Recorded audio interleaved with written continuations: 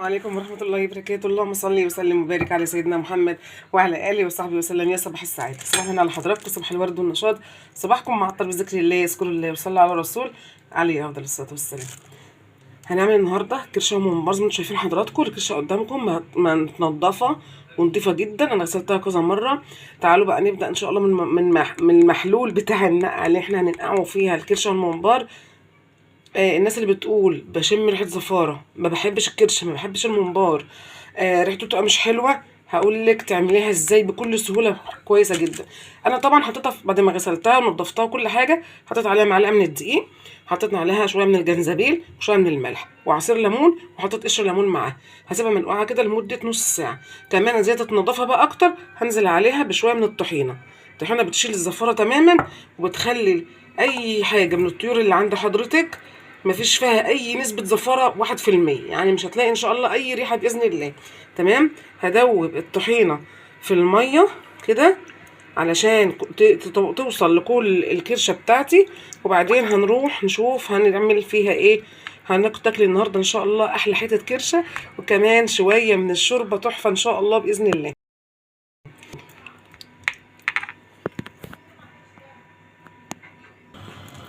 شايفين كده يا بنات، انا سبت الكرشه معايا منقوعه في المحلول اللي شايفين حضراتكم ده لمده نص ساعه. شايفين الميه اتغيرت ازاي، بقى لونها ابيض. اللون ده، اللون اللي شايفين حضراتكم ده يعني هو اللي بينزل بقى كل زفاره الكرشه والممبار تماما.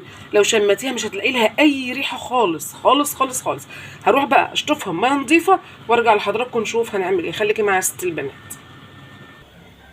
حطيت حبايبي حله على النار، شطفت الكرشه كويس جدا من المحلول اللي احنا حطيناها فيه، وهبدا ان شاء الله هعمل ايه بقى يا ست البنات. هنزل بمعلقه من السمن.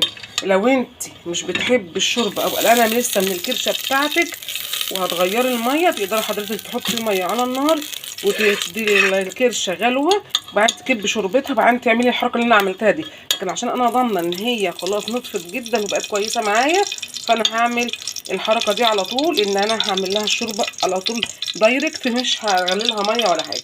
نزلت بمعلقه من السمنه، هنزل بفصين من المستكه. المستكه دي هتديلك ريحه الزفاره تماما، يعني لو في اي حاجه هتوديها، لو في اي حاجه في الكرشه كمان بعد الغسيل اللي احنا غسلناه هتوديها ان شاء الله. تمام كده. المحله سخنت جدا جدا، هنزل بقطع من الكرشه. نزلت حبايبي بشويه من الفلفل الاسود، شويه من الفلفل الاسود اهو، وهبدا اقلب اهو، ادي لها تشويعه كويسه قوي في السمنه والمستكه والفلفل الاصفر اهو. تمام تمام قوي. على ما هي تاخد الصدمه بتاعتها، هجهز طبق الخضار الجميل القمر اللي انتوا شايفينه حضراتكم. معايا طماطمايه متقطعه 4/4، بصلايه متقطعه 4/4، ليمونه شقها نصين وشايله البذر منها، هعصرها بس مش هحطها كلها. عندي قرن فلفل متقطع، والفلفل ده عشان يقلل لك نسبه الدهون في الشوربه. عندي فصين توم مفرومين، او ممكن حضرتك تحطيهم صحيح عادي جدا. عندي جزرايه مقطعاها، عندي قرفه خشب. وخدوا بالكم من موضوع القرفه يا جماعه، القرفه لازم تتغسل، القرفه لازم تتغسل. من الناس اللي بتحطها كده ما ينفعش. وكذلك ورق اللوري برده لازم يتغسل، لازم يتغسل، بيبقى عليه تراب هو والقرفه. خلاص كل الكوكتيل ده هنزله في الشوربه وهعصره الليمونه ونشوف النهارده هنمشي مع بعض ازاي. الخضار ده كله هيعمل لك ميكس حلو جدا وريحه حلوه جدا للشوربه، وهيخلي طعمها حلو قوي. خليكي معايا يا ست البنات. حبايبي سبتها على النار شويه، نزلت الميه بتاعتها هتبدا تشربها. هنزل بقى كل الخضار اللي قلت لحضراتكم عليه اهو، وهقلبها طبعا، وهسيبها بقى لما تشرب الميه دي خالص، وهزودها ميه سخنه بتغلي، ونسيبها بقى ان شاء الله لما تقرب تستوي. عايزه حضرتك تحط لها شويه من السكر، ما انتش ضامنه وحاسه ان هي كبيره شويه. الراجل اللي انت بتجيبي منه، او لو انت متعوده على الشخص الجزار اللي بتجيبي منه وعارفه ان هي خلاص صغيره عادي، مش عارفه ان هي صغيره، ممكن تحط لها شويه من السكر. خليني معاكي بقى لغايه ان شاء الله ما تنشف، وهبدا ازود لها الميه المغليه ونرجع نشوف هنعمل ايه. حبايبي هنعمل الممبار. حطيت صينيه على النار فيها معلقه من السمنه، شويه من الزيت، بسم الله الرحمن الرحيم. عارفين الممبار زي المحشي بيحب الزيت شويه. تمام كده كده حبايبي. السمنه ساحت، هنزل ببصلتين متقطعين كبار، بصلتين متقطعين، تفرموهم بقى في الكبه خشن، تعملوهم على ايدك براحتك، بس خلوهم خشنين بلاش تنعنوهم قوي. وهبدا اشوحهم في الزيت والسمن. في ناس بتعمل الخلطه بتاعت الممبار دي يا جماعه ني في ني براحتك، بس انا بحب اعملها كده لان بتبقى احلى في الطعم فعلا يعني. هنزل حبايبي كده بشويه من الملح اهو. تمام. انا مش عايزه احمر البصل، انا هديله بس ايه تتبيله، بس هتبله بس على النار، وهنزل بقى بقيه المكونات اهو. تمام. دقيقه كمان وهنزل بقى بالباقي كده حبايبي. البصل دبل معايا، هنزل بقرنين، قرن فلفل احمر واخضر مفرومين معايا، وكمان معايا توم مفروم اهو. الفلفل مع الثوم مع البصل بيدي ميكس فظيع جدا للمحشي او الممبار. جربيها ان شاء الله هيطلع معاكي الخلطه تحفه باذن الله اهو. هنديها تشويحه كده لغايه ما ريحه الثوم تطلع معايا.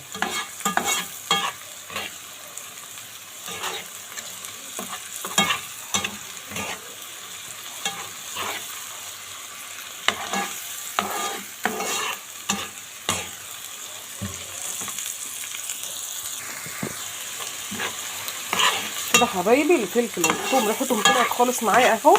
هنزل بقى بالبابريكا او معلقه كبيره من الصلصه.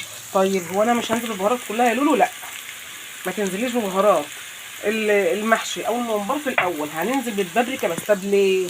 حد يسالني السؤال ده. لان البابريكا لما بتتشوح مع البصل والفلفل زي ما انتم شايفين حضراتكم قبل ما احط الصلصه بتعزز لون المحشي جدا جدا جدا جدا. شايفين حضراتكم تقلت ازاي؟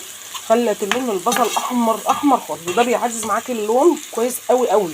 في المحشي برده نفس الحكايه. لكن بقيه البهارات انا مش هحط بقيه البهارات دلوقتي، خلي معايا. الخطوات دي مهمه جدا يا جماعه، امشي باللي عليها ان شاء الله هتاخدي احلى طعم. خلاص كده، خلاص كده. هنزل بالصلصه. طبعا الصلصه انا عندي اكياس معلبه، هوطي بس النار شويه بقى كده. عندي اكياس اللي انا مفرزاها، فطلعت كيس، فطبعا هي متلجه، فهعمل ايه علشان هي متلجه؟ طبعا لسه مطلعاها حالا عشان الخلطه تحت ما تتحرقش لغايه ما هي تفك. فهنزل عليها بشويه من الميه وهدي النار واسيبها بقى ايه تفك براحتها خالص. ده طماطم يا جماعه انا ضرباها في الخلاط مع مسبكاها على البوتاجاز، بحيث ان انا لما اجي اطبخ بطلع الكيس استعمله خلاص على طول، ما بياخدش وقت ان شاء الله معايا. تمام كده. خليكي معايا ست البنات، وان شاء الله هنرجع مع بعض نشوف الخلطه سوا. شايفين كده يا بنات؟ طبعا الطماطم فكت معايا. شايفين حضراتكم لون الصلصه عامل ازاي؟ علشان انا اللي عملنا شوحنا البابريكا في الزيت قبل ما نحط الطماطم اهو. بتديكي لون فظيع جدا للصلصه. او معلقه الصلصه المعلبه تحطيها برده نفس الحكايه، وتقلبيها شويه على النار مع البصل، وبعد كده تضيفي الطماطم. كده خلاص هي داخله على التسبيك. هسيبها لما تسبك خالص، انا عايزاها تنشف تماما، وبعدين نرجع ان شاء الله نشوف هنكمل نعمل ايه. طبعا الشوربه شغاله اهي على النار اهي. الشوربه عامله ازاي؟ صافيه، مفيش فيها اي حاجه. انا طبعا زودتها لانها كانت قلت اهيت، وحطوا طبعا الريم من عليها ما شاء الله. هتشربي شويه شوربه كرشه تحفه. وطبعا هنعمل لها كمان ايه خطوه جايه كده، خليكي معايا. شايفين كده يا بنات التسبيكه معايا السبيكه؟ شايفين حضراتكم عامله ازاي؟ نشفت تماما اهي اهي. خلاص كده. فانا ان شاء الله هنزل بقى بالتوابل. هسيب التوابل للاخر خالص. انتوا شايفين حضراتكم هنزل بشويه من الفلفل الاسود، شويه من الكزبره، شويه من الكمون. عايزه تضيفي حاجه تاني ضيفي براحتك خالص. انا هم دول اللي بحطهم على خلطه المحشي، مش بزود عنهم. وطبعا ضفت المرقايه علشان طبعا للامانه، وهزود الملح بتاعي. حابه تحطي بهارات سبعه، حابه تحطي بهارات فراخ، اللي يريحك ضيفي. انا مش بحب احط بهارات كتير في الاكل الصراحه يعني. تمام كده. سبكت خالص اهو. هغسل الرز واظبطه خالص، اصفيه من الميه تماما، وانزل بيه هو والخضره، وبعدين نيجي مع بعض ان شاء الله نحشي الممبار. خليكي معايا حبايبي كده. الصلصه بتاعتي شايفين ولا فيه ميه خالص كده، اتسبكت تماما. البنات اللي بتقول امتى اطفي عليها اهو، ما تعملي خط في النص كده الصلصه ما تجيش على بعضها تاني، لان هي كده خلاص نشفت اتسبكت تماما، مفيش اي ميه. تمام. ده الرز غسلته وصفيته كويس قوي من الميه. ودي نقطه مهمه جدا يا جماعه. قلبت عليه الخضره، وحطيت عليه شويه من الفلفل الاسود بس حابه حضرتك تخرطي بصلايه تمام، بس انا كده مظبطه التسبيكه كويس جدا، فانا مش محتاجه ان انا احط بصل تاني ولا اي اضافات اي تاني. هحط بقى الصلصه عليها واقلبها، وبعدين نبدا نحشي مع بعض ان شاء الله. شايفين يا بنات الشوربه عامله ازاي؟ صافيه وعامله ازاي، مفيش فيها اي حاجه خالص، ريحتها طالعه تحفه تحفه تحفه تحفه. مش على الخطوات ان شاء الله هتاكلي كرشه كده عمرك ما اكلتيها في حياتك. الناس اللي ما بتحبهاش هتحبها. تعالوا نشوف الخلطه بتاعت الممبار. ده خلطه الممبار حبايبي. انا خدت من الصلصه زي ما وريت حضراتكم وحطيت على الرز وقلبت. في خطوه لازم اقول لك عليها، تعملي محشي بتعملي ممبار، لازم الرز ده يدعك كويس جدا في الصلصه والخضره والتوابل. هتقلبي بالمعلقه كده اي كلام مش هيبقى حلو، لازم تدعكي يا بايدك. طبعا انت بتعملي اكل في بيتك بايدك نظيفه، او تلبسي جلافز وتشتغلي، او بالاسباتيولا كده تقعدي تدعكي في الرز مع الصلصه لغايه ما يبقى كل حبايه من الرز متغلفه كويس جدا بالصلصه، متغلفه كويس جدا بالصلصه. هو احمر قوي يا جماعه، بس مش عارفه الكاميرا بتاعتي باللون الاحمر عندها باين عليها تعبان. تمام. وده الممبارز. الممبار زي ما قلت لحضراتكم نفس الخلطه بتاعه النقعه بتاع الكرشه عملتها للممبار، اللي هي عباره عن معلقتين من الدقيق، معلقه من الملح، شويه من الجنزبيل، شويه من الطحينه، وعصير ليمون وقشر الليمون كمان، ونقعته فيها لمده نص ساعه لغايه ما خلصت الدنيا كده، وبعدين هنبدا نحشي ان شاء الله. يلا بينا نحشي الممبار. طبعا حضراتكم كلكم عارفين بتحشوه عادي يعني، فانا انا بحشيه بالمعلقه الصغيره اللي هي بتاعه الشاي دي. حضرتك حابه بقى تعملي بايدك، تعملي باي طريقه، المهم هو هيتحشى. في الوقت ده انا هعلق على ميه على النار عشان نسلق طبعا الممبار. خليكي معايا يا ست البنات. حطيت ميه على النار، حطيت طبعا نص ليمونه علشان الميه ما تتفاعلش مع الالومنيا، ده ملوش علاقه بالممبار خالص. لو انت بتعملي في حله تيفال او حله سيراميك عادي ميه بس. انا مش هنكل الشوربه لان انا مش هحتاجها. تمام. وهبدا انزل من الممبار بتاعي زي ما انتم شايفين حضراتكم. انا حاشيه مبططه اهو، يعني مش ملياه قوي للاخر اهو. بسم الله وسمي الله، بسم الله الرحمن الرحيم. وهبدا انزله واسيبه بقى لما يستوي، وبعد كده نشوف هنحمره ازاي. تعالوا بقى يا حبايبي نعمل الطشه بتاعت الكرشه.